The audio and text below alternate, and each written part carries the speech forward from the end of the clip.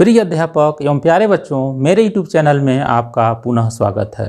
आइए हम लोग अध्ययन करते हैं विज्ञान एवं तकनीकी के क्षेत्र में नवीनतम प्रगति। नाम से स्पष्ट है, विज्ञान एवं तकनीकी के क्षेत्र में विकास करना है। जब इस क्षेत्र में विकास करना है तो अगर देखा जाए तो इसमें साइंटिस्ट की मुख्य भूमिका होगी। हम लोगों का बेसिक बैकग्राउंड है, ये बताता है कि IAS बनो, IPS बनो, प्रशासनिक सेवा में जाओ। तो प्रशासनिक सेवाओं में काम क्या है? एडमिनिस्ट्रेशन करना। जब प्रोडक्शन होगा तभी तो सही माने में एडमिनिस्ट्रेशन होगा, और जब प्रोडक्शन ही नहीं तो एडमिनिस्ट्रेशन कहाँ से होगा। अगर इस परिप्रेक्ष्य में देखा जाए कि अगर हो जाए साइंटिस्ट बनो, तो जब साइंटिस्ट जब बनेंगे तभी तो वो प्रोडक्शन होगा, और जब प्रोडक्शन होगा तब उसके बाद एडमिनिस्ट्रेशन की आवश्यकता पड़ेगी। यानी सबसे पहले प्रोडक्शन, उसके बाद एडमिनिस्ट्रेशन, न कि पहले एडमिनिस्ट्रेशन तब फिर बाद में प्रोडक्शन। तो बेटर यही होगा कि सबसे पहले साइंटिस्ट पैदा किया जाए, जब साइंटिस्ट बनेंगे प्रोडक्शन होगा, अब प्रोडक्शन होगा तब उसके बाद एडमिनिस्ट्रेशन होगा। सही तरीके हैं। जो भी विकसित देश हैं वहाँ पे रिसर्च में ज़्यादा लोग पैसा खर्च करते हैं और कुछ नई नई टेक्नोलॉजी आ जाती है और वो टेक्नोलॉजी अपना लोग बेच करके तमाम तरह के विकास कर लेते हैं हर एक क्षेत्र में। तो आइए हम लोग दिन प्रतिदिन जो वृद्धि हो रही है शिक्षा के क्षेत्र में, संचार के क्षेत्र में, परिवहन के क्षेत्र में, चिकित्सा के क्षेत्र में, कृषि के क्षेत्र में, तो इन सभी बिंदुओं का हम लोग क्रमवार अध्ययन करें। सबसे पहला है संचार के क्षेत्र में। तो संचार के क्षेत्र में हम लोग देख रहे हैं बहुत पहले संचार के साधन में पहले कबूतर का प्रयोग किया जाता था, उसके बाद जो है पत्र वगैरह लिख करके डाक से भेजते थे। लेकिन दिन प्रतिदिन टेक्नोलॉजी बढ़ती गई, इंटरनेट सेवा का प्रचलन हुआ और हम लोग नई नई तकनीकी आजकल अपना रहे हैं। तो इसमें देखा जा रहा है जैसे टेलीविज़न है, कंप्यूटर है, ये सब खोज हो जाने के बाद हम लोग मोबाइल के क्षेत्र में दिन प्रतिदिन हम लोग इसमें उत्तरोत्तर वृद्धि करते चले जा रहे हैं। पहले साधारण मोबाइल था, उसके बाद 2G आया, 3G आया, 4G आया, उसके बाद जो है अभी समय 5G चल रहा है। 5G आ जाएगा तो टेक्नोलॉजी के क्षेत्र में, संचार के क्षेत्र में बहुत बड़ा परिवर्तन होगा। हम लोग यहीं से बैठे बैठे अपना फ्रिज ऑन ऑफ कर लेंगे, पंखा कहीं सुदूर क्षेत्र से ही ऑन ऑफ कर लेंगे, लेकिन उसके लिए पंखा और फ्रिज भी उसी क्वालिटी का होना चाहिए। इसके द्वारा ऑपरेशन, चिकित्सा के क्षेत्र में भी इसका प्रयोग होगा। संचार के क्षेत्र में देखिए वीडियो क्लिप बना करके आसानी से भेज देते हैं। जिस टेक्नोलॉजी के द्वारा हम पढ़ा रहे हैं आपको, यह उसी का ही देन है। तो इस तरह से दिन प्रतिदिन हम लोग इस क्षेत्र में आगे बढ़ते चले जा रहे हैं। अब इसके बाद हम लोग दूसरे बिंदु पर आ रहे हैं, शिक्षा में सूचना एवं संचार प्रौद्योगिकी, ICT, information communication and technology. शिक्षा के क्षेत्र में वृद्धि करने के लिए दिसंबर 2004 में ICT की स्थापना की गई। इसका मेन मकसद था कि बच्चों में कंप्यूटर, लैपटॉप, प्रोजेक्टर के द्वारा उसके कौशल को बढ़ाना, उनको सिखाना, ताकि जो भी बच्चे सुदूर भौगोलिक क्षेत्र में हैं, जहाँ पर नदी या पहाड़ का बाधा है, वहाँ पर भी इन लोगों के पढ़ने की सुविधा मिल जाए। इसके अलावा जो कमज़ोर गरीब बच्चे हैं उन लोगों के पास भी शिक्षा आसानी से पहुँच जाए। तो इसका मेन मकसद यही था। इसके अलावा देखिए स्मार्ट स्कूल है, ई-बुक है, ये सब धीरे धीरे इसमें वृद्धि हो रही है और इसका लाभ भी ले रहे हैं। लेकिन सबसे बड़ी चीज़ ये है कि उसका सही तरीके से उसका सदुपयोग हो, क्योंकि बच्चे हैं, अगर वो मोबाइल के द्वारा पढ़ रहे हैं तो कभी कभी जो है अनावश्यक चीज़ें भी देख सकते हैं। तो उस पर गार्जियन लोगों का निगाह भी रहे। अब बच्चे तो होशियार होते हैं, कभी वो कहेंगे अरे क्या ये गेम खेल रहे हो, तो कहेंगे हम तो पढ़ रहे हैं। तो इस तरह की भी बातें हैं, उसका सही तरीके से उसका उपयोग हो। अब इसके बाद हम लोग आते हैं अंतरिक्ष एवं प्रौद्योगिकी के क्षेत्र में। अंतरिक्ष एवं प्रौद्योगिकी के क्षेत्र में डॉक्टर विक्रम साराभाई ने बहुत बड़ा योगदान दिया। इनके द्वारा इसरो का गठन और इनको स्पार का गठन किया गया और इनके द्वारा विभिन्न तरह के उपग्रह वगैरह छोड़े गए। एक निश्चित वेग से 8 किलोमीटर पर सेकंड के वेग से पृथ्वी के ऑर्बिट में उपग्रह को स्थापित कर दिया जाता है और वह पृथ्वी के चारों तरफ घूमता रहता है। और जो भी सूचना रहता है, यानी कहने का मतलब शिक्षा के क्षेत्र में कुछ अलग तरह के उपग्रह होते हैं, मौसम संबंधी अलग होते हैं, दूरदर्शन वाले अलग होते हैं, तो इस तरह से स्थापित कर दिया जाता है, जिसके द्वारा हमें विभिन्न तरह की जानकारियाँ मिलती हैं। अब पहले तो मौसम के बारे में जानकारी ही नहीं मिल पाती थी, लेकिन आजकल के डेट में देखिए कोई भी यास आ रहा है या कोई भी तूफान है, उसके हम 4 दिन पहले, 5 दिन पहले, जैसा और हम लोगों को जानकारी मिल जा रही है। तो इसी तरह से शिक्षा के क्षेत्र में भारत का पहला उपग्रह एडुसैट छोड़ा गया, जो नए कीर्तिमान स्थापित कर रहा है और सभी लोग इस टेक्नोलॉजी से जुड़ करके लाभ ले रहे हैं। और जो भी विकसित देश हैं उसमें बहुत पहले ही हो गया था और हम लोग भी अब इससे जुड़ करके भरपूर लाभ ले रहे हैं और इस कोरोना काल में तो बहुत ही लाभकारी सिद्ध हो रहा है। इस तरह से हम लोग अपना खुद का GSLV PSLV यान तैयार कर लिए हैं और रॉकेट अपना खुद भेज दे रहे हैं, उपग्रह भेज दे रहे हैं।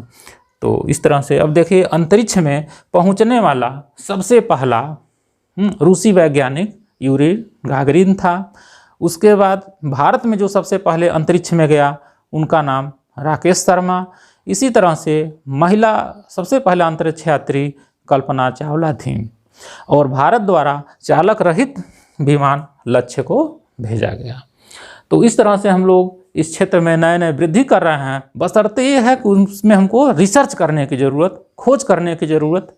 तो कुछ इस तरह के युवा पीढ़ी को प्रोत्साहित किया जाए कि वह दिन प्रतिदिन आगे बढ़ते जाएं, नए रिसर्च करते जाएं। अब हम लोग आते हैं अगले बिंदु पर, रक्षा एवं प्रतिरक्षा के क्षेत्र में भारत ने राष्ट्रीय सुरक्षा नीति के तहत रक्षा के क्षेत्र में बहुत ही विकास किया है। इसके द्वारा इन्होंने DRDO का गठन किया गया। DRDO का मतलब रक्षा अनुसंधान एवं विकास संगठन। इसके द्वारा पृथ्वी मिसाइल का निर्माण किया जो सतह से सतह तक मार करने में सक्षम है। इसके अतिरिक्त अग्नि, नाग इत्यादि मिसाइल का भी निर्माण हुआ। युद्ध करने के लिए टैंक का निर्माण हुआ।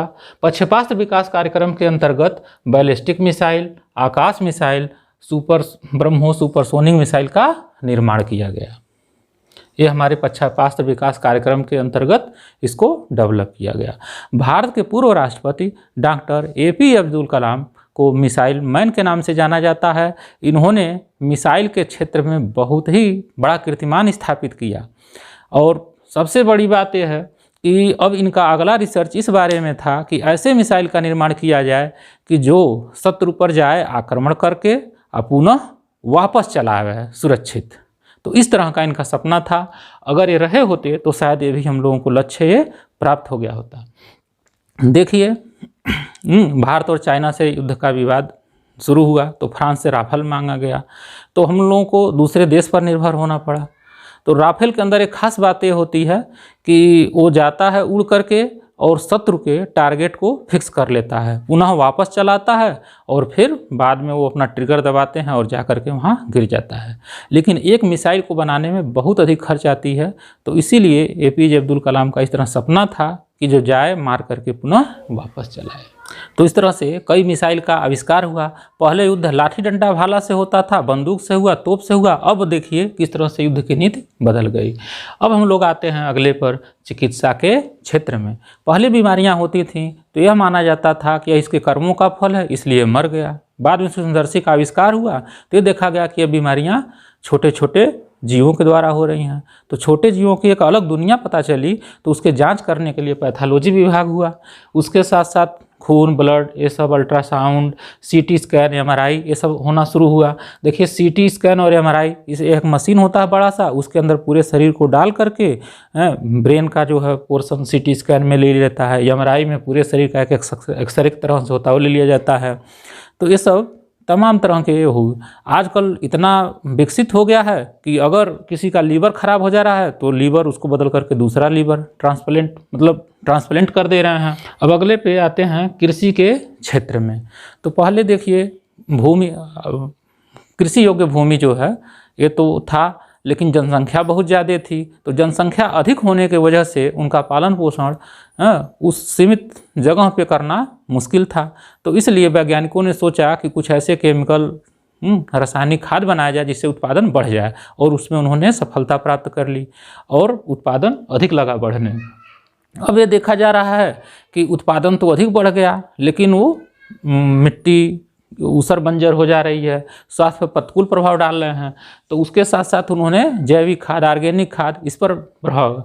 तो हरित क्रांति भी योजना शुरू हुआ। भूरी क्रांति जो है ये रासायनिक खाद्य उर्वरक से संबंधित है, इसको अच्छी तरह से जान जाइएगा। भूरी क्रांति रासायनिक खाद के लिए है। और हरित क्रांति, जैसे ढांचा इसमें बो दिया जाता है, उड़द बो दिया जाता है, फिर उसको सड़ा दिया जाता है। तो इस तरह से फसल का उत्पादन अधिक लगा होने, फसल चक्र अपनाया गया वैज्ञानिक खोज के द्वारा।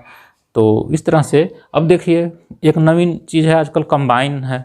कंबाइन के देखिए काम जो है बहुत ही आसान हो गया, जिसमें मैन पावर ज़्यादा लगता, वो रेडीमेड आपका जो है ट्राली में गिर जा रहा है और उसको सेल कर दे रहे हैं लोग। तो इस तरह से कृषि। अब अगले पे आ रहे हैं परिवहन के क्षेत्र में। तो सुदूर गांव के क्षेत्र को जोड़ने के लिए सड़क निर्माण हुआ। इसके अलावा और बड़े शहरों को जोड़ने के लिए अच्छी अच्छी सड़कों का निर्माण हुआ। तो अब इस तरह से देखा जा रहा है तो सड़क मार्ग हो गया, आकाश मार्ग हो गया, जल मार्ग हो गया, यानी हर एक क्षेत्र में अच्छी तरह से डेवलपमेंट हो रहा है। अब मॉडर्न टेक्निक में देखिए ये सब जो है मेट्रो रेल आ गया, बुलेट ट्रेन आ गया, मोनो रेल आ गया। ये जो है बहुत ही हम लोगों के लिए अच्छा हो गया और सस्ता भी पड़ रहा है। तो इस तरह से ये सब नवीन टेक्नोलॉजी का प्रयोग हो रहा है।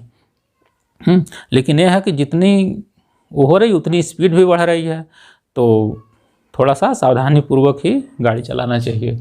अब अगले पर हम लोग आते हैं विनिर्माण के क्षेत्र में। विनिर्माण का मतलब है वस्तु निर्माण। इसका मतलब ये होता है कि कच्चे माल को लेकर के उसको तैयार करके अधिक महंगा कर दिया जाए और उसका अधिक से अधिक उत्पादन कर दिया, ज़्यादा से ज़्यादा उत्पादन हो जाए। जब ज़्यादा से ज़्यादा उत्पादन होगा तो उसकी बिक्री होगी, व्यापार अधिक बढ़ेगा। यानी इस तरह का सेंस मुख्यतः जो है औद्योगिक क्षेत्रों से ही लिया जा रहा है।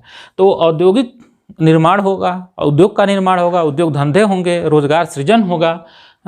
कुछ विदेशी कंपनियों को भी बुलाया जाता है जो पूंजी अपना निवेश करते हैं। देखिए जो 5G है, अब इसमें ये देखा जा रहा है कि चाइना जो है 5G अपना बना लिया है, इधर नोकिया बनाया है। तो चाइना वाला जो है बनाया है 5G, ये सस्ता पड़ रहा है, और जो नोकिया बनाया है ये सब काफ़ी महंगा पड़ रहा है। तो जाहिर चीज़ है कि लोग चाइना की तरफ आकृष्ट होंगे। तो जो विकसित देश हैं जैसे USA हो गया, फ्रांस हो गया, ब्रिटेन हो गया, जर्मनी हो गया, ये सब चाइना से जलन रखते हैं। तो इन लोगों का प्राथमिकता ये है कि वह जो है उद्योग धंधे जो वो 5G वाला है जो नोकिया बना रहा है उसको भारत में स्थापित कर दिया जाए। और भारत में मैन पावर ज़्यादा है, तो यहाँ पर भी जो चाइना जिस रेट से बना रहा है यहाँ पर भी बन जाएगा। तो भारत के लिए एक बहुत बड़ा ये विकास का एक अवसर है। अगर ऐसा हो जाए तो भारत के लिए बहुत ही अच्छा होगा। अब हम लोग आते हैं उद्योग के क्षेत्र में। तो बहुत पहले उद्योग धंधे थे ही नहीं, कल कारखाने थे ही नहीं, तो उत्पादन भी नहीं होता था। लेकिन अब देखा जा रहा है कि नई टेक्नोलॉजी के द्वारा हर तरह के कारखाने, जैसे देखिए खनन उद्योग हो गया है, लौह उद्योग हो गया है, पेट्रोलियम हो गया है, कपड़ा उद्योग हो गया है, एल्युमिनियम, ये सब तमाम तरह के ये चीज़ें हैं जो फैक्ट्रियों में बन रहे हैं। रोजगार अवसर हो रहा है और इससे दिन प्रतिदिन विकास हो रहा है और उसमें रिसर्च भी हो रहा है। तो अब हम लोग आते हैं अगले बिंदु पर ऊर्जा के क्षेत्र में। तो ऊर्जा के क्षेत्र में कोयला है, पेट्रोलियम है। सबसे पहले पेट्रोलियम को देखते हैं। मिट्टी के नीचे, ज़मीन के नीचे पेट्रोलियम पदार्थ प्राप्त होता है। जब उसको गर्म करते हैं तो एक निश्चित ताप रेंज पर पेट्रोल प्राप्त हो जाता है। फिर एक अलग ताप रेंज पर डीजल प्राप्त हो जाता है। एक अलग ताप रेंज पर मिट्टी का तेल, उसी को कुछ लोग घासलेट बोलते हैं, केरोसिन भी बोलते हैं, प्राप्त हो जाता है। तो इस तरह से यह पेट्रोलियम पदार्थ प्राप्त होते हैं।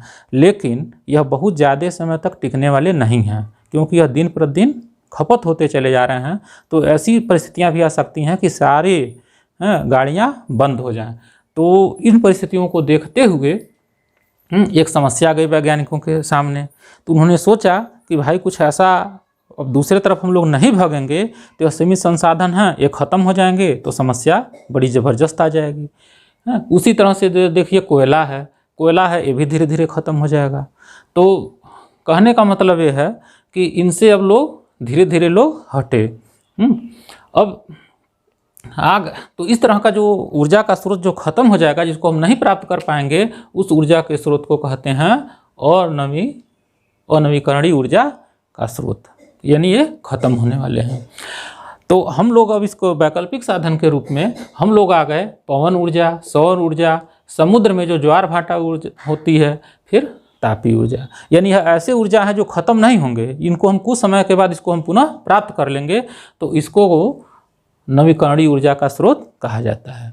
तो नवीकरणीय ऊर्जा के स्रोत में पवन ऊर्जा, सौर ऊर्जा हो गए। आजकल देख रहे हैं छतों पे लोग सोलर पैनल लगा दे रहे हैं। कृषि क्षेत्र में भी लोग टुल्लू पंप लोग लगा दे रहे हैं, सिंचाई कर रहे हैं। पवन ऊर्जा, ये कहीं लोग इस तरह का सिस्टम लगा करके इससे ऊर्जा प्राप्त कर ले रहे हैं। समुद्र में कई विकसित देश हैं जिनके पास पैसा है, समुद्र में सिस्टम लगा दिए हैं, जब ज्वार भाटा आता है या वैसे ही तरंग ही चलती है तो उसी से ऊर्जा लोग प्राप्त कर लेते हैं। समुद्र में जल के ऊपर को चढ़ने को ज्वार कहते हैं और नीचे उतरने को भाटा। तो जब हम लोग पढ़ते थे तो सर जी पूछे ज्वार भाटा किसे कहते हैं, तो उसमें एक लड़का ऐसा बताया, कहा ज्वार की रोटी बनती है और भाटे की सब्जी बनती है। तो इस तरह से ये देखिए ये नवीकरणीय ऊर्जा का स्रोत हो गया। अब देखिए भूतापी ऊर्जा भी है इसी तरह का। अब पूछता कि मतलब भूतापी ऊर्जा या पवन ऊर्जा या सौर ऊर्जा ये क्या है, तो इससे क्या है मेन मतलब आप देख रहे हैं कि इससे हम लोगों का पर्यावरणीय क्षति या ग्लोबल वार्मिंग नहीं होगा। लेकिन यहाँ पर आप देखिए पेट्रोलियम है, डीजल है, पेट्रोल है, कल कारखाने या कोयला है, इससे पर्यावरणीय क्षति बहुत ज़्यादा हो रही है और इससे पर्यावरणीय क्षति जो है नहीं होगी इन सब ऊर्जा के द्वारा, होगी तो अपेक्षाकृत बहुत कम। तो ऐसा भी हम लोगों को पर्यावरण को भी बचाना है, क्योंकि प्रदूषण हो गया तो प्रदूषण को दूर करने के लिए अगर हम कोई दूसरा मशीन लगाते हैं तो खुद लगेगा प्रदूषण पैदा करने। तो इसलिए प्रदूषण को एक टेक्नोलॉजी फिट है, उसको जल्दी हटाना भी बहुत मुश्किल है, इसलिए उससे बचा ही जा सकता है। अब हम लोग आते हैं अगले पर, व्यापार एवं वाणिज्य। व्यापार एवं वाणिज्य बहुत पहले से व्यापार होता चलता चला आया है, लेकिन परिस्थितियों के बदलने के साथ साथ और स्मार्ट हो गया है, तमाम तरह के वैज्ञानिक खोजें हो गई, तो उसके द्वारा हम लोग ई व्यवसाय या ई कॉमर्स का प्रयोग कर ले रहे हैं। यह एक नवीनतम तकनीकी आजकल हो गई है, ई व्यवसाय और ई कॉमर्स। देखिए आजकल जो हम लोग फ्लिपकार्ट, अमेजन, स्नैपडील से कोई भी वस्तु आसानी से मंगा ले रहे हैं। फ्लिपकार्ट पे सामान को खोजते हैं, उसका मूल्य दिया रहता है, ऑनलाइन पेमेंट कर देते हैं। यानी वित्तीय समस्या भी जो है बैंक से वो ट्रांसफ़र हो जा रहा है। यानी कहने का मतलब कैश टू कैश वाला काम धीरे धीरे अब समाप्त होने की तरफ चल रहा है। इसी तरह एटीएम है, ये सब ऐसे सिस्टम बन रहे हैं जो हम लोगों के व्यापार में सुविधाजनक करें, और तो इसलिए हम लोगों को इलेक्ट्रॉनिक चीज़ों की तरफ ज़्यादा जाना है और कुछ समय के बाद कैशलेस भी हम लोग हो सकते हैं। अब देखिए अगले पे आते हैं हम लोग ई गवर्नेंस के क्षेत्र में। तो ई गवर्नेंस क्या है, तो ई गवर्नेंस का मतलब ये है जो शासन के द्वारा जो भी सुविधाएं दी जाती हैं उनको आम नागरिकों को इंटरनेट के माध्यम से पहुंचा दिया जाए, उपलब्ध करा दिया जाए, वही ई गवर्नेंस कहलाता है। आजकल देखिए किसी भी विभाग में है, कोई भी योजना है उसको बताना है तो वो ई गवर्नेंस के माध्यम से, ई शासन के माध्यम से उसको पहुंचा दे रहा है, उसको जवाबदेही भी बना दे रहा है और एक प्रूफ भी हो जा रहा है, तो अच्छा कुशल शासन भी हो रहा है। अब इसी के द्वारा राष्ट्रीय ई शासन की व्यवस्था की गई 2006 में। तो इसके द्वारा जो है कोई भी काम आय जाति बनवाना है आसानी से बन जा रहा है, बच्चों का फीस जमा करना है, बिजली का बिल जमा करना है, तो इस सुविधा के माध्यम से हो जा रहा है। तो ये सब चीज़ें जो है हम लोगों के लिए काफ़ी फायदेमंद साबित हो रही हैं। ठीक है, धन्यवाद।